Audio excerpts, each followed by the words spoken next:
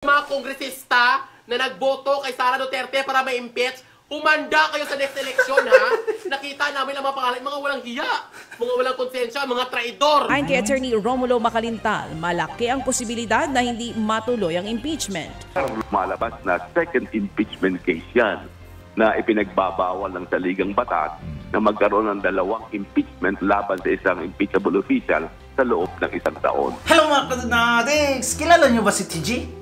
Of course, nagsalita na. Iba talagang may impluwensya, no? Pag magsalita, may impact pa rin kahit sarcasm yung dating. TG, the Thailand girl. Of course, kilala nyo siya, especially sa Visayas and Mindanao. He was a teacher in Thailand and during his time, I was also one of the teachers. Kaya, nakaka-relate ako sa kanya. And TG also a friend of my friend. Kaya ganon. And nagsalita siya. Sa mga congressman na pumirma sa impeachment case ni Inday Sara Duterte. I know for a fact that TG is a strong supporter the Dutertes. But anyway, isang part nando sa videos na ating papanoorin. But before that, let's watch the video of Inday Sara na nag-viral ngayon kung gaano siya ka mahal ng mga tao. Kung gaano niya ipinapakita din na mahal din niya ang mga tao. Kaya nga, never nila ma-defeat yung vice presidente natin. Bakit? The majority of the Filipino people is behind her. Kaya yung mga opposition dyan, kung gusto nyong titibagin si Inday Sara Duterte, you will have to pass through the people first. Let's watch the video mga kadunatics.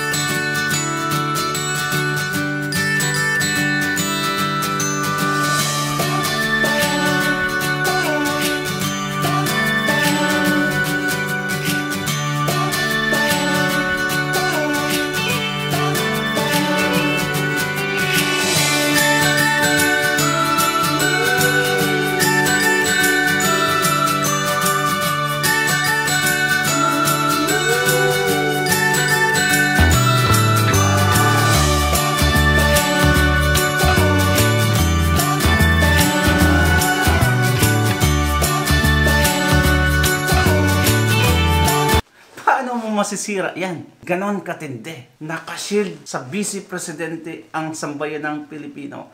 Napakahirap tibagin ang mga ganyan. Kasi you will go against the majority. Eto na yung video na sinasabi ko.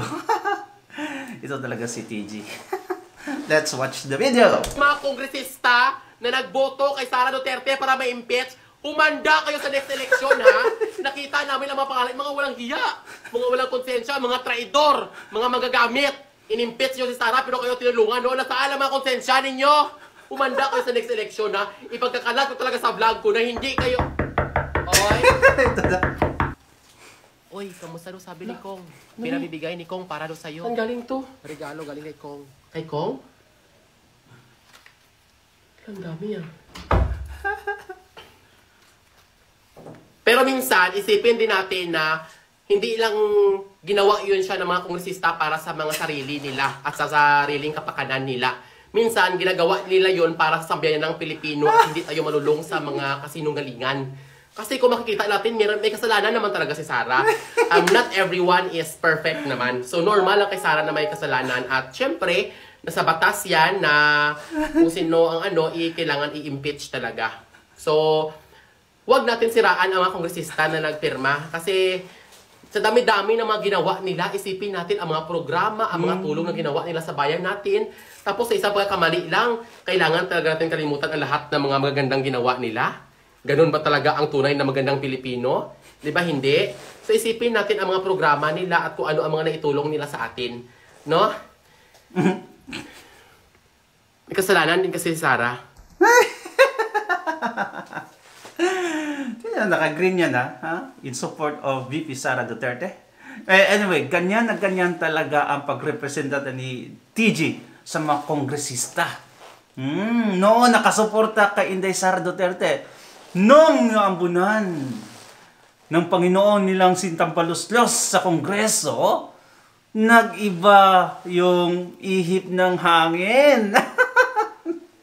nag-iba yung statement. Ang iba pang kongresista umami na may bayaran talagang nangyari. Ang ayuda galing sa AKAP, matatanggap nila. At ang iba, baka ma-zero budget daw sila. Kaya pumirma na lang. Wala talagang loyal sa politika. Especially sa mga taong ito na yung nasa isip lang yung paano mangurakot, hindi paano makatulong sa taong bayan. Ay nako, Pilipinas. Ang gulo mo. Anyway, gustong-gusto na talaga ni Pimentel na simulan na agad ang impeachment case against VP Sara Duterte. In my opinion, I'm not an expert nor an analyst, pero para sa akin lang may dalawang impact yung sinabi ni Pimentel na kailangan na talaga simulan yung impeachment case. First, baka kung sa June pa simulan, baka makapasok yung mga inendorso ni BBM. And for sure, mai-impeach yung Vice President natin. Kung ngayon naman sisimulan, and I am for sure na hindi nila makukuha yung 2/3 of vote from the Senate. Kasi mas marami pa rin nakasuporta sa mga Duterte sa Senate. Pero kung ipagpaliban ngayon, at sa June 2 na lang, at malaki yung tsansa na makapasok yung mga inendorso ni Tatay Digong, 100% hindi makakausad yung impeachment case. Kaya I'm weighing the possibilities sa mga mangyayari. Anyway, let's hear the news na lang. Inihirit ngayon ni Senador Coco Pimentel na umpisahan na ng Senado ang impeachment trial kay Vice President Sara Duterte dahil tungkulin naman ito na mataas sa kapuluan ng Kongreso. Kung si Senador Amy Marcos naman ang tatanungin, mas gusto niyang gawin ang paglilitis pagkatapos na ng State of the Nation address o sona ng Pangulong Marcos Jr. sa buwan ng Hulyo. Sumulat na si Senador Coco Pimentel sa liderato ng Senado para hilingin na simulan ng impeachment trial laban kay Vice President Sara Duterte. Sa kanyang sulat, sinabi ni Pimentel na nakasaad sa Article 11, Section 3, Paragraph 4 ng Konstitusyon ang salitang forthwith. Nangangahulugan ito na dapat agad-agad magsagawa ng paglilitis kapag natanggap ang Articles of Impeachment mula sa 1/3 ng mga kongresista. Sa Merriam-Webster's Online Dictionary anya, ang katagang forthwith ay nangangahulugan ng without delay o without interval of time na sa Pilipino translation ay agad. Ang synonym o kasing kahulugan nito ay madali, bigla, karakaraka, nang ibig sabihin ay dapat may urgency. Iginit ng senador na duty o katungkulan ng Senado na agad umaksyon sa impeachment case laban sa Vice President. Dahil din anan sa bigat na impeachment proceedings, nararapat na isagawa ng Senado ang katungkulang ito ng may urgency, diligence at matatag na commitment sa saligang batas.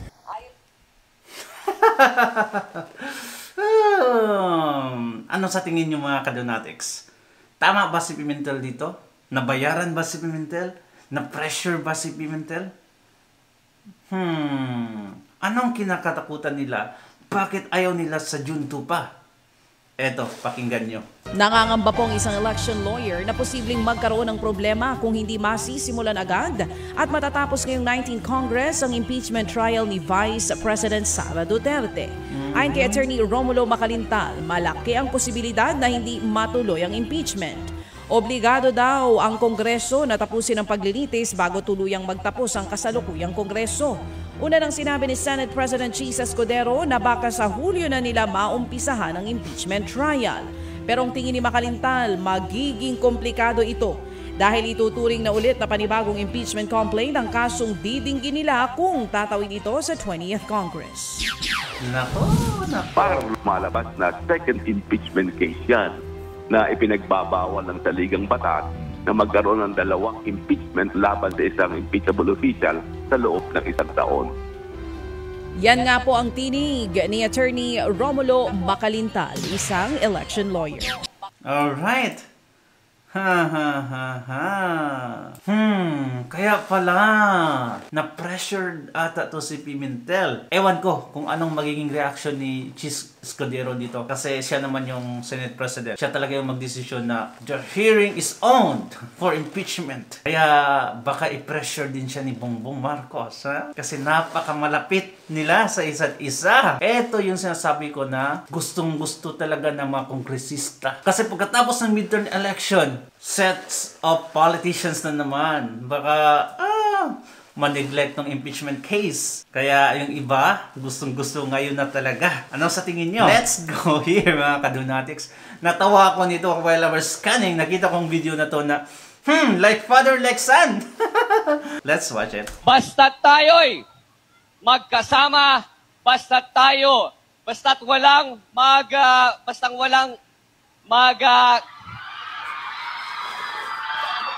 Hindi ko po makakalimutan na makita ang inyong mga ngiti. Makita, maya yung kayo ay mag-alamano. Kayo ay sa inyong sigaw, inyong mga halik. I'm so sorry talaga. I don't judge them because I myself stutter. So, nabubulo din minsan. Kaya, ang daming cats, di ba? Pero grabe naman gumanis. Ay, nako, dito na tayo sa pinaka-last na video. Oh, ito yung pinakamaganda sa lahat na video na nakita ko. Inday Sara versus BBM. Nakita nyo sa previous video natin? Franz Castro versus Inday Sara. Ngayon, pam. Patay si Castro doon. Ngayon, si BBM na naman. Tingnan natin kung sino talaga mananalo sa kanila. Ay, nako. Credit sa gumawa nito. Di ko makita talaga kung sino yung original. Kaya, walang courtesy call. Let's watch it. Grabe, balaglig si BBM.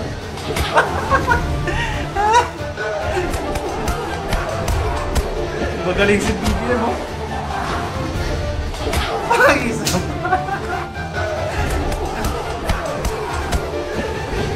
Naka-replay lang pala. Grabe, balik si isa pa.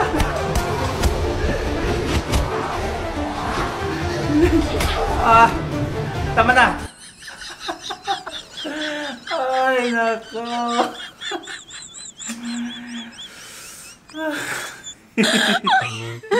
Minsan, kailangan din natin yung mga ganyan. Kasi napupunan na yung utak natin sa nangyayari sa bansa, especially sa politics.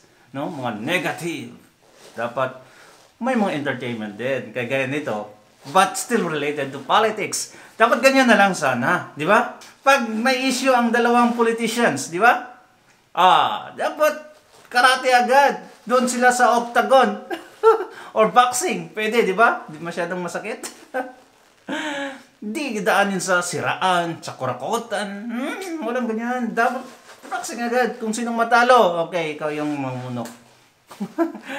Anyway, mga kadonatics, salamat kung umabot ka hanggang dito.